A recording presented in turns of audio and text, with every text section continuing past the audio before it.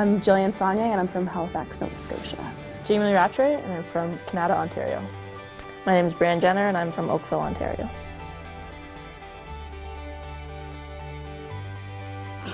Pride, I guess, would be the biggest word I could think of.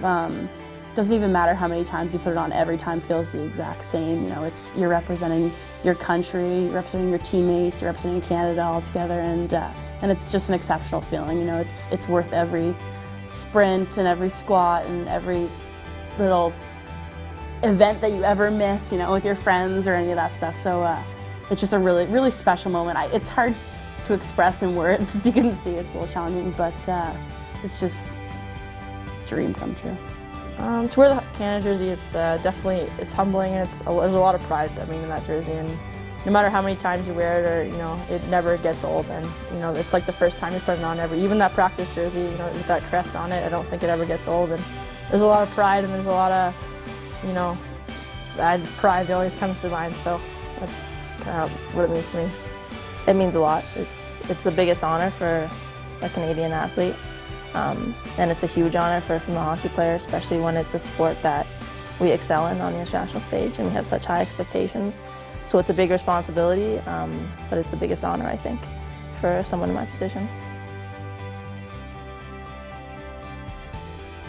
Was definitely my time with the Canadian women's under-18 team in Chicago.